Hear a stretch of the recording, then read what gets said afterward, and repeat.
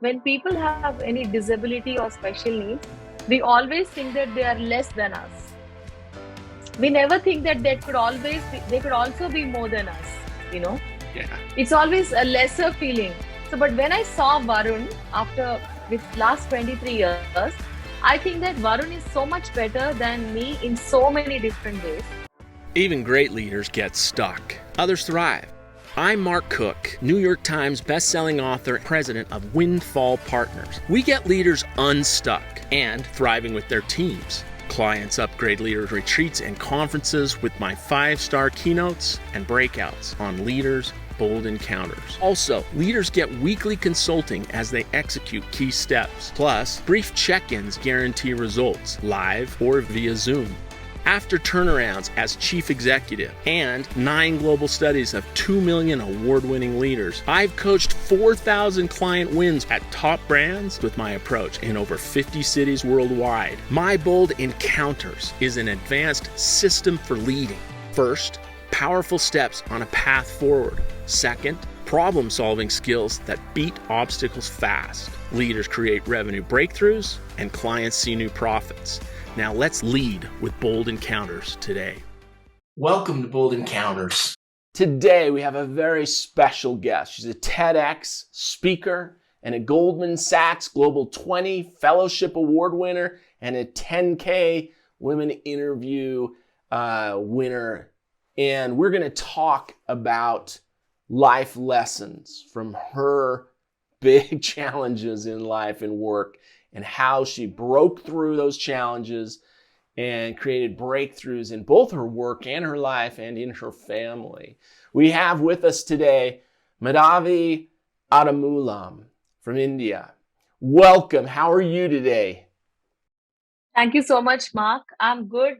I'm actually excited to talk to you about my journey and share my story with you today. Oh, I'm great. I'm grateful you would do so. It's a very personal story. We can learn a lot from this. I was attracted to the opportunity to interview you because I had dear friends for decades, John and Carmen Pingree, and they started a center in my city for autistic children. And in the process of hearing about that and watching it by proxy through them, I heard all these lessons that weren't just good for the autistic, but great for all of us to use with each other. And so I've been really excited to interview you. I'd like to start if you could explain to us when life, way back when, was fairly normal and you hadn't had any signs of challenge in your life in this regard. I don't know if I can say that I did not have challenges in my life. I think all through my life, I was going through something or the other. The fact that I was a woman born in the 70s and in India itself was a challenge because India is a culturally very different kind of a country. Women were not really going to universities those days. They were expected to get married early, have children, look after their children, bring up their children, things like that. So, uh, coming from a very orthodox Brahmin family in India, it was very different. My parents had different expectations, especially my mom had different expectations from me, and my dad was like, okay, you can go to college, maybe you can go to university, but eventually you need to get married. Maybe you can join a school as a school teacher so that you can go to school with your children and come back home and educate them and look after them. The it was a pretty not too many expectations, whereas my brothers were expected to really study well, crack all these exams and achieve big things in life, and nobody expected anything anything from me. I was like, why don't you ask me to do things that you ask brothers to, my 2 brothers to do? But my parents like, you are a girl, you don't need to worry about all that. We'll find you a husband who will take care of you. you know? So but I was like, no, I would like to do things differently in my life. So Yeah, well, it's wonderful. It's wonderful you'd share that with us because I think a lot of times in life we just expect each other to be really successful and not talk about anything that happens that's difficult. But I think that really has taught me, because every time there was nobody setting the bar for me, I had to set my own bar. And I had to keep rising it, increasing the, the kind of level that I want to achieve, because my father would say, it's okay, you've achieved enough. You're good. For a girl, this is great. You don't have to work more than this. So I would like, no, I would like to do what my brothers are doing or what other boys are doing. He would say, why would you want to do? I would wanted to ride a bike. I wanted to do things that, I mean, bike in the sense, the motorbike, not the cycle, the bicycle, but the motorbike. No girls used to ride bikes those days. And I would like take my father's motorbike, and I would be all over the city, and I would like, everybody would stare at me and say, what is she doing on a motorbike? Things like that. But it was quite good, actually. Those challenges was very not so scary. I could achieve all those things without much struggle, because I would study well. I would get scholarships in school, and my parents didn't have to worry about spending a lot of money, because I got scholarships through my college and university. And things were going okay. And then I met my future husband in the university where I was studying. And I thought, well, I kind of found my guy, and I'll get married to him, even though my parents probably didn't expect me to find my own husband. They said, like, we'll find you a very good husband. Why are you worried about finding a husband for yourself? Again, I'm talking about the early 90s India, where women, we have arranged marriages. Families find um, girls their husbands. We are not supposed to find our own husbands. But I managed to find my own. My father's like, anyway, that's fine. She's too highly educated. She's smart enough to find her own husband. My mother was extremely disappointed in me, because again, I broke rules, and I did things that no other girls in those times they were doing that. And we got married, and my husband and I come from two different castes in India. I belong to a very high caste, upper caste, and my husband is slightly lower caste. And usually people from two different castes don't marry, they marry in the same caste, so but I ended up marrying somebody from a different caste. It was like, um, How did you navigate that? How did you two make that okay? well, I spoke to my father. I always believed in talking and sorting things out than trying to elope with him or just run away from the house. Nothing like that. I went and spoke to my father, and my father's more open to listening to things, when I speak. And he went and spoke to my mother, and my mother was very upset with me. But since she doesn't really have a choice, she had to agree to this marriage.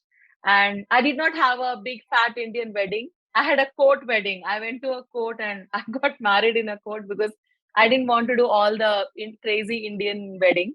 I said, no, I just wanted a legal wedding. That's it. So I just went and signed some papers and got married. And after 2 years, Varun was born, and my life was still going okay. I had a very good job. IT just started in the city where I was in Hyderabad, and we had a lot of big IT companies like Microsoft and all already setting up offices here. I got into one of these startups, and I was a documentation manager. I would write the user manuals for tech projects and things like that. And Varun was 1 year, 1.5 years, and then my mother would look after him while I was at work for those 8 hours. And I thought my life was rocking, because my husband and I had great jobs, well paid jobs, and I had a son, beautiful, 1.5 year old at home. But as he was, Can I ask you just quickly? Let me interrupt you and just ask you a little bit about Varun's birth. Completely normal, fairly normal size, events were fairly normal. Whatever normal means, right? But, without concern. no concerns at all. The doctor was absolutely fine. She was like, she never even worried about any other health issues. Varun was a, very healthy baby. And then came along Pranav. I got pregnant when Varun was about, you know, um, 5 or 6 months old. And then we had our second child, Pranav. And Pranav, by 14 months or so, he started talking, and Varun wasn't still talking. So that kind of worried me. And I said, what's wrong? Why is this child not talking? But the younger one already started talking.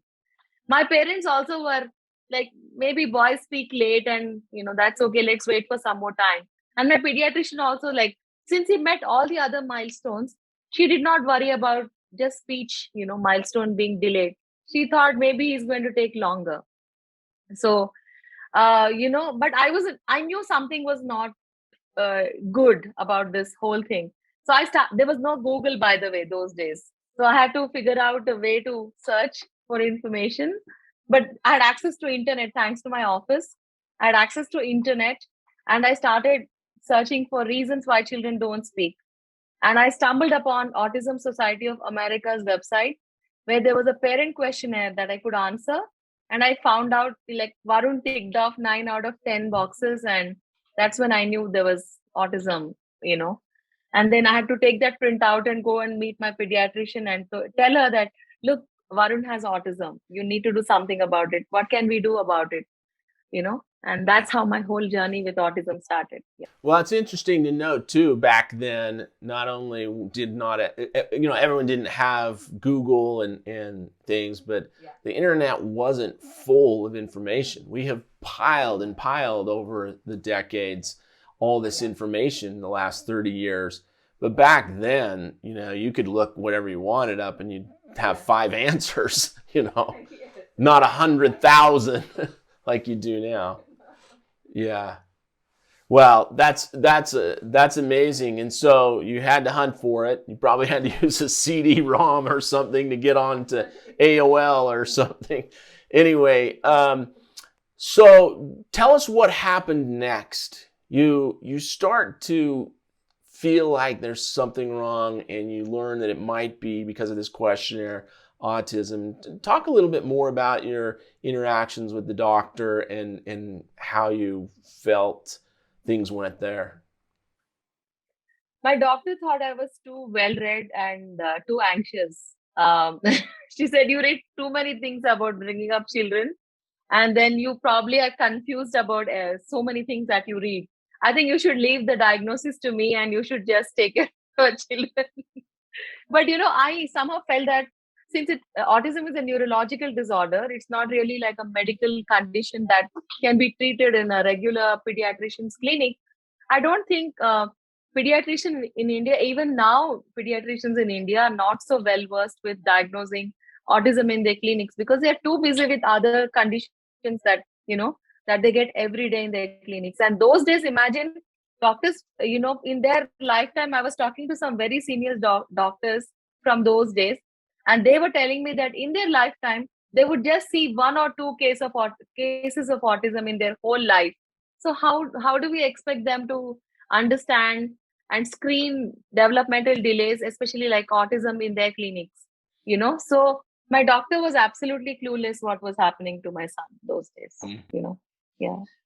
Yeah, it's interesting. I think there's a lesson there for all of us too with doctors. I think all of us of any age that have arrived at a point in our life where we've had to examine a few things about our physical well-being or even our mental well-being is that there are some doctors, as they learn the bell curves and the probabilities, that take those as their main tool and apply you to the probabilities. There are other doctors that take you as an individual and try to find your particular case and place you, because someone's got to fill those sections, those long tails of rarity on both sides, the exceptionally good, the ones that are exceptionally bad. Someone's got to fill those, and it's the individual case that decides where they go. The probability is just a bet. So it's interesting as we go through things and work in life that we don't do the same thing, that we don't say, well, the likelihood is they or that person is this because of my previous experience, but to really focus on the individual and learn about them deeply. And one of the things in innovation that creates the best results, the best ideas that create outcomes, is to dig deeper into the mind of the individual. Learn about the essentials of the individual and what the motivations are at the current moment even. And then also the impacts of their work life, both in financial terms and other terms. And so I think it's a great lesson for that, a doctor interaction where they just say, hey, I know, you don't, leave it to me. I know the probabilities. We can't do that all the time, even in normal life. Tell us where you got started on this journey to not treat it, but to try to get around and break through this new obstacle that you faced. Well, I didn't know what to do because not much information was available in the city where I was. There was a National Institute for uh, people with intellectual disabilities here in Hyderabad. I visited there, and situation was not so great. Um, you know, because it was like autism is like a dead end. They were giving me this information which was very pessimistic. Then I consulted a clinical psychologist in Hyderabad. She was a very senior clinical psychologist, and she had a little office in one of the next to one of the hospitals in the city. I'd taken my son there, and she had a very young assistant who kind of screened my son. She used some kind of a checklist to screen him, and there were no toys. The room was literally gray, and it was a very tiny room where my son couldn't even move. I thought, what is she doing? There are no toys. How does she even find out if my son can do it or not? But anyway, she was trying to get information from me. I was unhappy with the whole process, but I just had to get through that. And after a few days, I met her for collecting the report. And that's when I had a formal diagnosis that your son has autism spectrum disorder. And I asked her, then what now? What am I supposed to do? She said, not much. People with autism won't be able to do much. You might have to teach him how to bathe, how to brush his teeth, and how to basically just survive. Maybe with great difficulty he'll be able to read. I don't know if he can write, but maybe he will read. But you know, I was like, oh no. I When I look at my son's face, I couldn't believe what she said. I said, no, he's so smart. How could she think that he can't achieve much in life? And who the hell is she to tell me that he can't achieve much? I was like, it was like, when somebody says that you can't do it, as I told you from my childhood, if somebody says you can't do something, it's like, no, I have to make it happen. I have to do this. So it's like, that kicked in. I said, no, I'm going to tear this report, throw it in the bin. I'm going to figure out how to help my son on my own. Let me ask you a really personal question about that. Let me ask you, are you, in retrospect, in a very strange way, kind of grateful that happened? Yes, I am actually. It's your motivation, your fire. There is a challenge. Yeah, yes, exactly. If there is a challenge, I do very well. Imagine if there was no problems, like, oh my God, my life is going to be very boring again. I don't have to fight with anybody. I don't have to do anything. It's going to be business as usual. But this gave me a challenge, and I kind of found a good Waldorf or Steiner school to send my son to a kindergarten. But within a month, I figured out that the teachers couldn't really manage him in the class. He was very hyperactive. He wouldn't sit at one place, and he would disrupt the whole class. But what he would do is, every time there was a music class happening in any other part of the school, the moment he hears the music, he would leave his kindergarten, he would run to the classroom, and he would sit there throughout the class till the music was over.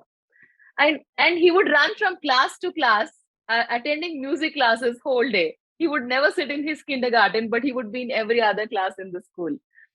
I thought it's okay, let him just go have fun, because he was in kindergarten. What was the hurry to study? So I was like, okay, that's fine. But within a few weeks, the teachers kind of found it very difficult to manage him, and they called us for a meeting and said, we are not trained to include Varun in a regular kindergarten. You might have to find a school that has trained staff to include him, because our school doesn't have the capacity to have him in the regular school. I was very upset. I thought he was enjoying, he would love to go to school actually, but the teachers couldn't manage. So I thought maybe India was not the right place for him, because we don't have enough training here. So I had to look for opportunities outside India. I was working for this Ericsson mobile platforms. I was a technical documentation manager for Ericsson. So I spoke to my boss in Hyderabad, and I said, "Is it? I mean, I would travel to Stockholm frequently those days. I thought, if I take Varun to Sweden, it is going to be even more difficult, because there will be another language that is added to his life, that's Swedish, because I didn't know how is it. I mean, I don't know Swedish. My husband spoke Malayalam. I spoke Telugu. since we both don't speak each other's languages, we spoke English at home, and our national language is Hindi. There were already four languages that we were speaking at home. Imagine if I'd gone to Sweden, I would add the fifth language into our life. And it's even more confusing for Varun. I said, this is not going to work. I went and spoke to my boss and said, is there a chance that you transfer me to another project, which is in an English speaking country, like whichever country, doesn't matter, but I need to go to either England or America or Australia, one of these three countries. Then he found a project for me in banking and finance. He said that you can move there because you have a very special situation here. We'll support you. So they transferred me to England. I moved to England and I started, looking for schools for Varun in England. That's how I had to leave India to figure out what to do with Varun. And then my journey in England started in supporting Varun. Yeah. I do feel sorry for you. I've lived in Stockholm, and it's a wonderful place. But yeah, it's a very difficult language to speak. Trust me. It's not as hard to learn, difficult to speak. I had a moment in life where I have some empathy for what you described in that diagnosis and how you felt about it. I was teaching a night class in business school, and all of a sudden, one of the more difficult students for me to interact with. I liked him a lot, but he was really difficult to interact with. He was always the first to turn something in. It was exceptional work. He was just really hard during class, very difficult to converse with. And he stands up the last day of class as part of one of the pieces of the assignment and shares something about himself. And one of the things he shared was a letter that he'd received from a school district in Portland or the state of Oregon. I can't remember the organization that wrote him a letter. And he says every year he got this letter.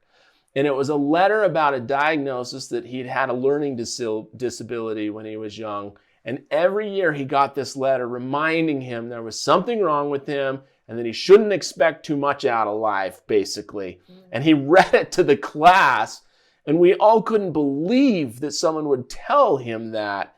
And that's why he was so good. He said, it's just so maddening, and it's such a big challenge. I have to prove them wrong every year. I hate this letter, but I also love this letter because every year I focus on proving them wrong. It's really something to get motivated by someone who says no instead of say, okay, I believe you. So tragic to believe anyone that says you can't do something or criticizes, really. Well, if somebody says that to me, I think I would have handled it a lot better than if somebody says something to my child. It's even harder. True. When somebody says your child can't achieve this, your child is going to fail. And what am I going to do as a mother? Let him fail? I don't think it's going to happen, So I think for mothers, it's even a bigger thing to allow their children to fail than they failing themselves. So I think for me, it was even harder to listen to these words when doctors say that Varun won't be able to achieve much in his life. Yeah. I was really worried about what he was going to achieve, but yeah. So tell me what then? So you're working to try to make his life better than just survival. And how do you connect that with this set of organizations that you're involved with? Let's talk first about what got you on the path with the Ananya organization, and tell me a little bit about how that happened. Yeah. So Varun got all the opportunities that I wanted him to get in England. He got a full-time learning support, and I got trained to support him at home, and the parent trainings and the community that, the school community was very, very supportive. I met a lot of other parents who had children with special needs, and I learned a lot from them. So I was really ready to go back to India because my plan was never to settle outside India. I always wanted to live in India and work in India. So I thought it's time to go back to India and do something in India. I thought worst case scenario, what could happen? I won't be happy with the schools that are available for Varun. If I'm not happy with the schools that I find for him, I'm going to start one on my own for him. So that was a decision. And then my husband and I decided, okay, we are done. And then we are going back to India. And I came back to India. It wasn't a surprise because I didn't like any schools that Varun went to here in India. Then I decided I'm going to quit my job and I'm going to start Ananya. I really wanted to call my school Ananya. It's a Sanskrit word which means one of a kind. So all those children who come to my center or my school were one of a kind, very unique. No two kids with ASD were same. So I thought of calling it Ananya. And Ananya also had a very spiritual meaning. It's a Sanskrit word. Again, it's a combination of two words. Means no, and Anya means other. No other. It means you have to completely surrender to God and tell him that there's no other person to support me. You are the only one to support me. So it's got a very beautiful, this word has a very beautiful meaning in many layers. So I thought I'm going to call my school Ananya. I'm going to ask for his help to run my school for all these children who are so different and who are not like each other. So I started Ananya, and Varun was the first student in 2007. And that's how my journey with Ananya started. So now Ananya has 3 centers in Hyderabad, and we serve about 150 children every day. Yeah, I love that you named it that, and I love something you say that I heard in one of your TEDx talks and in an article. Tell me about how you view these people like your child, and how most people view them, and what you call them and refer to them as. Tell me a little bit about that. Yeah. It was always like Varun was very, very special. I have 2 sons. I think when Pranav watches this, he says, you always treat Varun differently than me. But I think when a child has some special needs, that child becomes more dearer to you, and you're more protective about the child. You want to give more resources that you have to the child. So I thought Varun was very high maintenance, and also if you have a very expensive outfit or a designer outfit or a designer bag, you have to take care of it, much better. You need to send it to the dry cleaners. You can't put it in the washing machine and things like that. So I wanted to call these kids designer kids because yes, it's difficult. It takes a lot of resources that families have. But won't you do that if you have a designer outfit or a designer watch or a limited edition car or something like that? Then why are you ashamed? And you're going to tell everybody that, look, there are only 5 cars made like this in the whole world, and I have one. But parents, when they have a child with special needs, they don't ever show them off, or they're not proud of them. They always try to hide them or not talk about their child's disability. I think children with special needs are very special, and they're designer, limited edition, and they need to be treated that way. And if you're proud of your materialistic things, why can't you be proud of children? They are living things. So I always treated Varun like that. For us, my whole life centers around Varun. In fact, everybody's life in my house centers around Varun. And everything happens because Varun doesn't like this or likes this, or Varun's routine is like that. So all decisions are made on his preferences. And making sacrifices. He's a designer, a fellow house. Yeah. So this husband that you saw in grad school, and he's from the lower caste, which I identify a little bit with. My father died when I was young, and my mother died a decade or so ago, and I'm not the wealthiest person in the world and didn't grow up that way. So how has he performed with all this? Has he done a decent job supporting you? I wouldn't have done anything without his support. He's there suffering all the crazy things that I do to support Varun. Yes, he's gone through a lot, and without him, I wouldn't have achieved anything. I wouldn't have done anything with Varun. He's that silent support, that silent, strength that I have. He's not a very talkative, outgoing kind of person, the kind of person I am. He's one of those quieter people who just wants to read a book and be happy. And so, but he will be there through and through. Without him, it's not even possible. And both of us agreed to, that we are going to do things differently, and we'll do whatever it takes to support Varun. So even today, that's how it works in our house. Yeah. Well, it's interesting. Your point about making people be seen as something special and as a designer person rather than something wrong with them is beautiful. Yeah. One of the reasons I had you on here is because there are lessons in this experience of yours that should apply in work life and a normal quote unquote person's life. And I think this is one of them. You know, there are people in the workplace, and one of the psychologists I interviewed for a different episode described how we sometimes want just the part of the employee that works for us. And we tell them to leave the other part home that we don't like. And it's just a ridiculous expectation. We're whole people. We're a mixed bag. We come with what we are. And as a leader, if you want the most out of a person, you can't use our ability to compartmentalize and expect people to compartmentalize who they are. We have to be sensitive to the fact that they are different and they bring it all.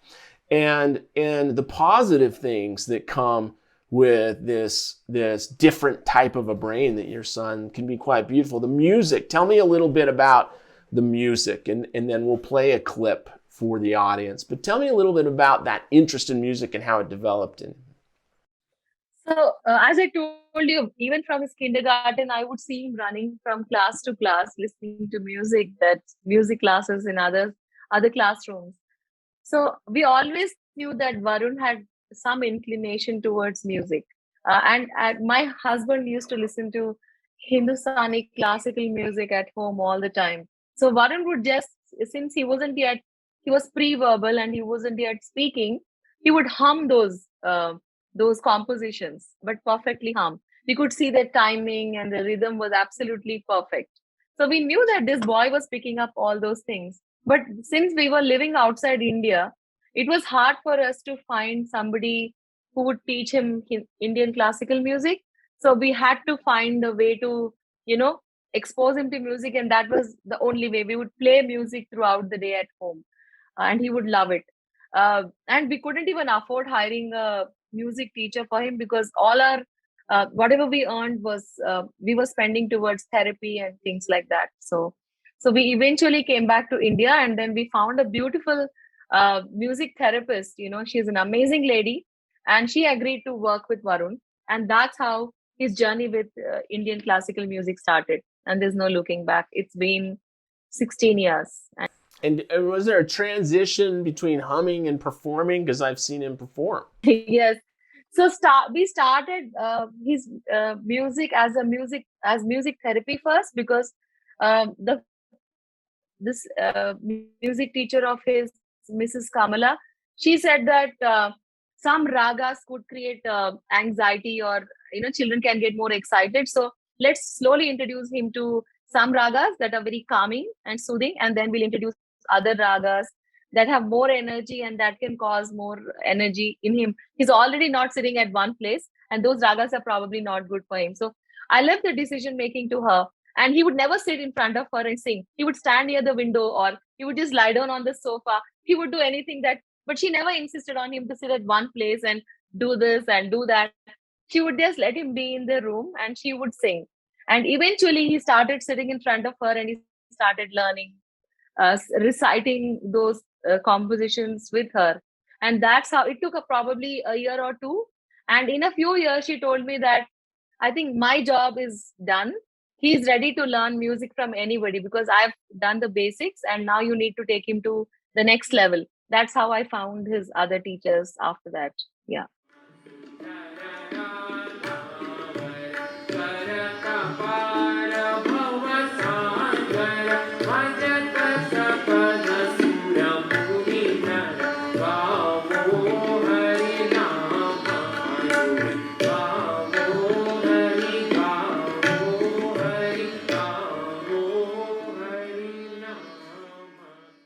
Wow, that's a beautiful accomplishment for sure. I know he picked up an interest in reading in an early, unexpected time. Tell me a little bit about that. Which one? Sorry, I think I. I understand that he also had an early ability to read. Yes, I totally missed that. So Varun had this, since I would travel to Stockholm and my husband would ask his sister to come and help with children. So she would come from Kerala and spend a few weeks in a house. And she had a daughter who was studying in Kerala. So in Kerala, there were two official languages, Malayalam and Hindi. And she would do homework with this little girl at home. And Varun would sit and watch her do the homework. And we eventually realized within a few weeks that he was writing the script that my sister-in-law was teaching her daughter. I don't know if that girl has learned Malayalam, but Varun definitely learned how to read and write. And then one day, the teacher called me from school and said that your son is reading. I said, I said, I don't know. How is he reading? I have never taught him anything. She said, in our school, we don't encourage reading and writing at this age.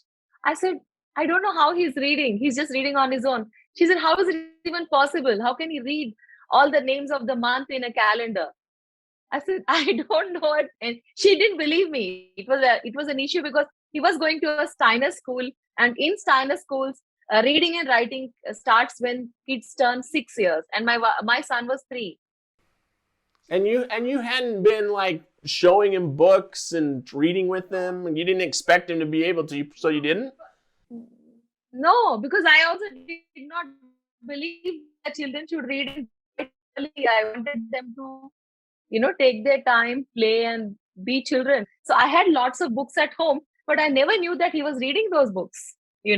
Sometimes he would just bring a book to me and he would ask me what was that, and I would just say that very playfully. I just didn't know that he was registering whatever I spoke, but I knew eventually that he was a precocious reader and he was picking up everything that I told him very informally. It was just not.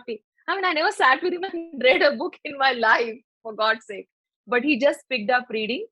By then, he was reading English, he was reading Malayalam, he was reading Hindi, he was reading Telugu. He was reading 4 or 5 languages when he was 3 years old. That's when, when the doctor, when the doctor told me that Varun won't be able to do much. But when I saw this talent in him, I thought, how could this be? How can a child who can learn so many languages by 3 years not be able to do anything in his life? That didn't kind of match. So And that's the designer's sparkly special thing that we just, the rest of us don't have. It's amazing. That's really amazing. Before we move on to the work that you've done and the business that you've created to broaden the help beyond him, I want to just ask a couple of things that have run into me personally. One of the other things that I've learned, and I can't articulate it very well because I don't have this experience you have, but I heard my friends talk about how they have to speak to their autistic son differently than we speak to our children, or differently than we speak to our employees or coworkers. That there's an ability to get them to do things that need to be done for them, even by describing how we experience the moment. So if someone leaves a shoe on the floor, instead of saying, hey, you left that out, pick it up, put it away, which is the kind of the normal parent response, or hey, that report wasn't right, could you change those things? That you have to explain what your experience is with it. I was walking along, I saw this shoe out of place, and I think it would be better if it weren't there and put somewhere where it belongs. Or something similar in the work setting where you're explaining, when I saw this report, my experience was X, Y, and Z. And so they can make the connections on their own. I don't know if I'm making any sense. That's how I remember it and have tried to execute it and use that learning from my friends with an autistic child. Could you address anything related to how you've learned to communicate better with other people that don't have this by communicating with them? I think for me, I think I spent so much time with my son whole day, and I have learned how to come. I think my technical writing background has really helped me, because for me, everything is about user experience. How do I make the user experience easy? How do my users see what I want to say? I always think, whether it's instructional design or user interface design, I always think about how is this going to be for Varun? If I say this, how will Varun perceive this? So for me, it's always because Varun has a communication difficulty. I have to make everything easy for him in my house. So we figured out ways to communicate. So things like being flexible. Varun has a habit of forming rigid routines, and he doesn't like to change his routine. But it's not possible to follow his routine all the time. There could be some days when I just can't follow his routine. So I teach him things like being flexible. You know how important it is to be flexible. I can't give him a big lecture on flexibility or accepting change and things like that, but we had to bring the concept of flexibility. We use some activities, what's flexible, what's not flexible, what happens if you're flexible. And then things like as simple as wearing a deodorant and looking presentable. And, how do girls see boys who are not presentable? How do you want girls to see you? you know should girls like you? He said, yes, girls should like me. Then what are those things that you should do when you are around girls? When you're going to a music class, there are like 5 or 6 girls in your class. So we always have to come up with these stories and tell him, and then he would immediately get it because he knows exactly how the girl is going to perceive him. I don't want her to think that I'm untidy or whatever, not presentable. So he would ensure that he's wearing a deodorant and he's presentable. He shaves that day. He looks absolutely spick and span when he goes to his music class because there are so many girls and he wants them to notice him, So that's so, it's such a beautiful example. Like, imagine in our workplace or where we're an entrepreneur maybe and we're trying to affect customers.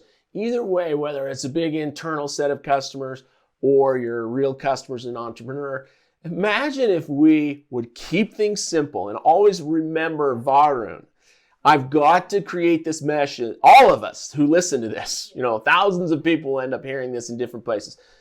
If thousands of people say to themselves, is this the right message for Varun? And what story would make it effective? And how do I model this and not just expect to tell them and then expect it later? It would just be amazing. Yes. Really beautiful. So we have been using this techniques with Varun because there was a time where he used to like all these Bollywood actresses and he wouldn't do his homework. So I used to make worksheets with Bollywood actresses' pictures on the worksheets. I would ask, do you want Priyanka Chopra? Do you want Deepika Padukone? Who do you want today? He would say Priyanka Chopra. Priyanka Chopra it is. And then I would take the worksheet and I would do this Priyanka Chopra's picture on the worksheet. But that would work like a charm and he would do his homework. So we always had to figure out things differently for Arun, and it just used to work. Yeah. Flexibility and just seeing what his mind wants to do. It's amazing. One of the other things that I ran into with my experience with this family and another that ended up being famous on the internet, the gentleman who was able to be put into the game the last 4 minutes of 4 years of high school. He was the manager the whole time, and he made 3-pointers, and he helped win the game. He hit, I think it was like 24 3-pointers. It's an old video, but it's still out there. But if you fast forward and you watch the more recent ESPN coverage of him, he's doing other things. But as I interviewed, I think it's the marathon that's really the interesting thing to me. So this young boy that had autism, he decided, I want to run a marathon. And he just grabbed the instructions off the internet on how to train for a marathon, and he just did it. And as I talked to him and I said, so didn't you just wake up and think, I don't feel like doing it today, or I'm too tired, or I can put it off for tomorrow. Did that never happen? And he just didn't even understand. It was a similar phenomenon as when I interviewed Walter Payton. I said, didn't you ever just wake up and not feel like going and running the hill? And in both cases, they just didn't even understand my question. Well, you just do it.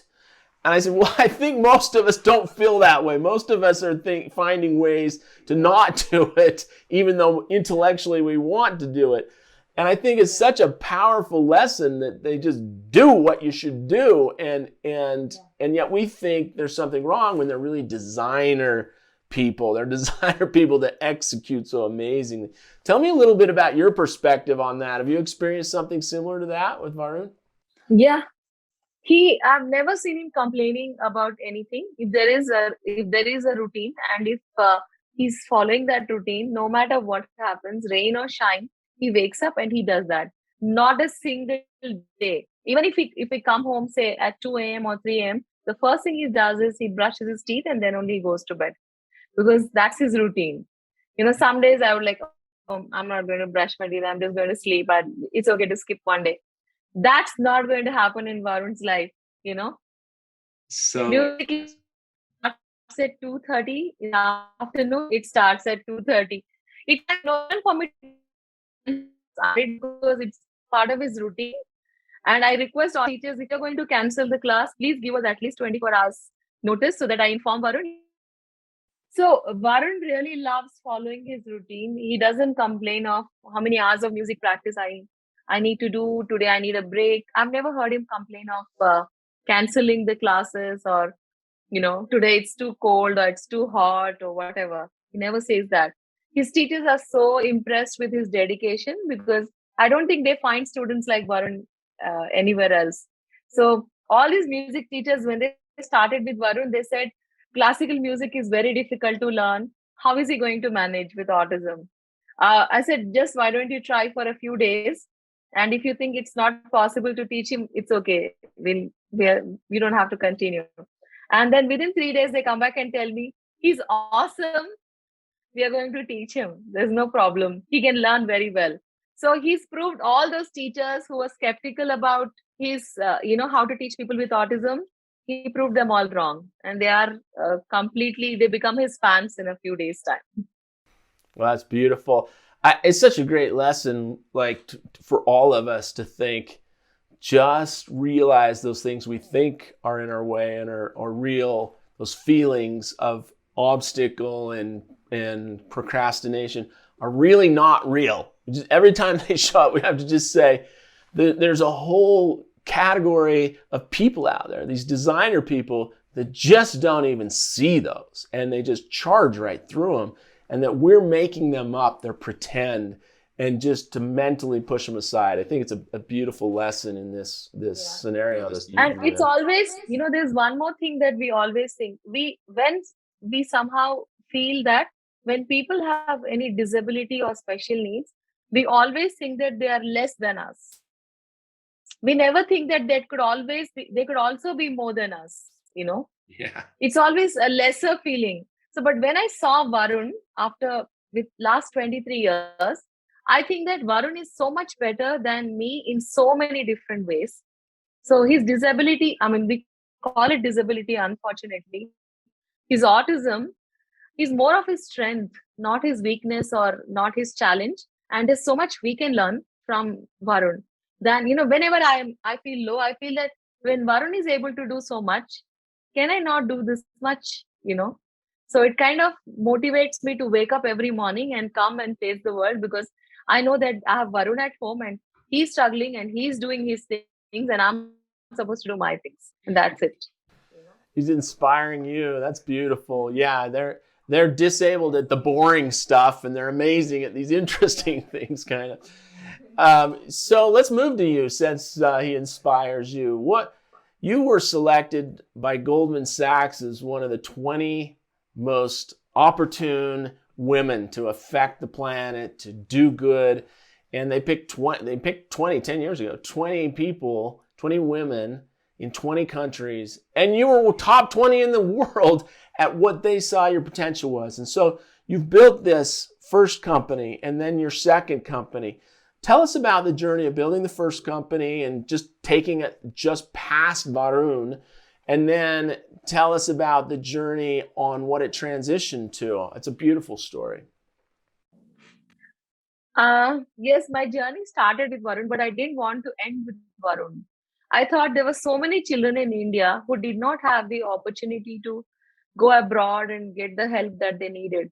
I thought India needed good centers for children with autism. And we should start one. That was the idea when we moved back to India. If we can't find a place for Varun, we are going to start our own place. So we started Ananya in 2007. But I mean, 10 years we worked very hard and we built Ananya into 3 branches now. And then we thought we are still able to touch only 150 lives. And India has so many children who need help, and we still are not able to reach all those children. We need to use technology to scale, because if we just try to do this buildings and make it very expensive for the centers to run, this is not going to work. So you are building those 3 centers. They're like physical places. They're like center schools, real schools. I see. So I didn't want, I mean, that needs a lot of money. It's investment intensive. And also we are in one city in India. So what about children who come from small towns, from villages, who don't have access to these facilities? How do we reach them? And the only way to reach them is through government and through government schools and using technology. And a lot of children in villages, I have a farm just outside Hyderabad, and I see many children who never got the therapies that they needed when they were younger. So I thought the only way we could reach is use technology to scale and take this to smaller parts of India where children are not getting help at the right time. At least they should be screened at the time, when below 6 years. Imagine a child with ASD is not even screened till 6 or 7 years, and parents don't know why this child is not talking because they're in a village in India. So I thought we should have this screening tool in multiple languages in India, where a school teacher should be able to do initial screening and flag parents that there is something going wrong. You need to take your child to a clinical psychologist or a developmental pediatrician for further evaluation. Parents seem to be clueless. So we developed this app which kind of screens children from 0 to 6 years and flags parents and school teachers the moment there is a delay. And this tool will be available in all Indian languages eventually. That's the goal, that no child should be left behind. Oh, that's amazing. That's amazing. So what does it look like when they're doing their work? Are they're doing things for people over the screen, over the internet? There's assignments so that the teacher can watch, or what does the actual work look like from the child? Because they're not sitting at a desk or looking at a screen behaving perfectly like, well, I guess our children don't behave that perfectly either on screen. But what is it like? What's going on from the child's perspective? Well, I think, our app is AI and ML based, and these are a set of questions, developmental questions that a school teacher will be able to answer by observing the child at least for a month or two. It cannot happen on the very first day of the school, but the teacher should have the experience of spending some time with the child every day over a period of time, so that the teacher's watching certain behaviors, and most of the teachers know there is something going wrong. They don't know what's going wrong. Okay. So any teacher with a few years of experience will be able to observe those differential behaviors and will be able to answer the questions that are there in the app. And the more we use the app, the better it gets at predicting delays in children. Mm-hmm. And in India, we have enough number of children to give us the kind of information that we want for training the app to do better predictions for children and their development. So we've collected 300 children's data so far, and we're doing the analysis of the data. And our app, the questions that our app tests screens the children for is compared to a standardized developmental scale, which is accepted all over the world. And we are comparing the results to see if the app is able to find out the same things that the standardized assessment is able to find out. Mm. Anybody with a smartphone will be able to do the screening in a school. That's what we want to achieve. Yeah. Wow, that's amazing. Yeah, so there's a combination of human and app technology, and it's everywhere now that it's available anywhere. It's really amazing. I did an episode where I interviewed the inventor of the cell phone, And he really changed his whole project by asking a question: what would those telephone users really love, and what would be best for them? Not what do I want to create in a car phone. And it's really interesting just asking that question, what it's done. Like, it's changed how we communicate in bad ways, but also in amazing ways all over the world, that we can just be anywhere with a phone and do some of these things. Let me ask you about the success that you feel now. If you look back and you were to pick maybe a lesson or two that you left the category of normal parent, quote unquote, when you got that diagnosis. So I'm sure it's difficult for you to suggest anything for someone else, but I'd like you to try. Like, what if there's a lesson or two that you think that those of us that aren't in your situation should be learning from, that we're just unaware of? We've talked about a few. Are there others, or one or two others that you've learned you think most people could apply better? I think a lot of times, especially, I don't know about other countries, but definitely in India, we have a certain expectation from our children. We want them to achieve certain things. And if a child is not able to achieve those things, we think it's our personal failure, So I mean, what my child has taught me was that not to have those expectations, but keep doing what I can do for my child and provide all the opportunities I can without expecting anything in return. And then just be happy with the journey. Don't worry about the results. Just keep doing your job as a parent. And then whatever happens, happens. And that's the result that you get. So I've learned that. And when a child comes to you, he or she chooses you as a parent. And if a special child chooses you, please don't make that child regret the decision of choosing you as a parent. Why did she become my mother, or he become my father? I think Varun chose me as his mother, and I want to live up to his expectations of being a good mother to Varun. Yeah, I think that's beautiful. I think it's beautiful. I think, not only metaphorically or spiritually did they choose you, but, literally, children choose their mother and their father in early life. They literally choose them, huh? They like any organism, they identify in a very real way and choose them. So that's a beautiful thought. I love that other thought too. The thought that life on earth or God is going to happen, and rather than we make it all happen as parents or as a leader of employees, then we're the helpers. We're just there helping every second we can, doing whatever we can, having whatever influence we can. But we can't control the events of the world or a plan we don't see for that individual. And I think it's a beautiful, beautiful thought. Thank you. Where is your life now? And tell me how it's feeling good. I know life has all the challenges you have described, and new ones arrive. But just to finish this story in this segment of your life, where are you now, and how do you feel about it, you and your family? Well, I'm at a very good place. My younger son, he's in medical school. He's going to graduate in 2024.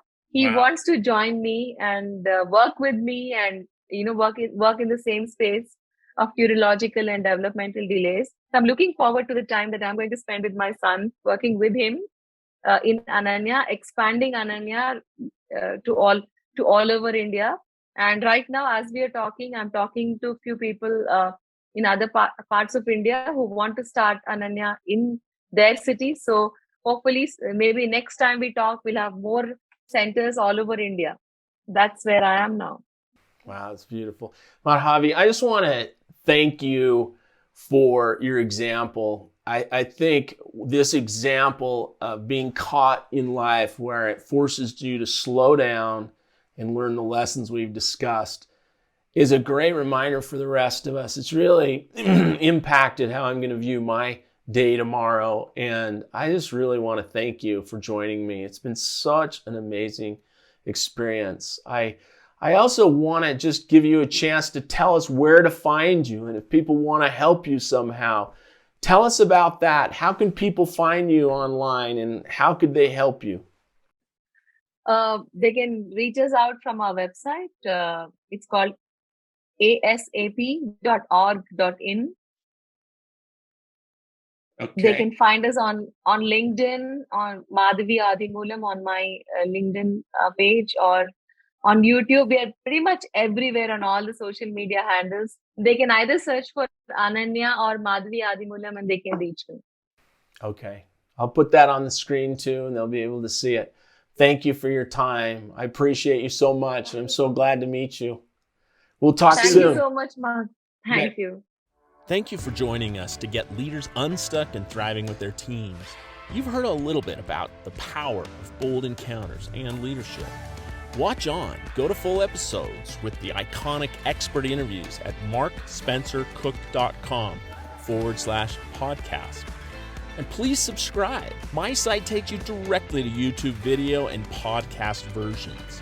Please make comments. Share this with your friends. Also, reach out to us to just brainstorm your priorities, challenges, events, or how bold encounters might help. Visit windfallpartners.com. Click the Let's Talk button without obligation and reach out. I look forward to speaking. Thank you for joining us. Now, let's lead with bold encounters today.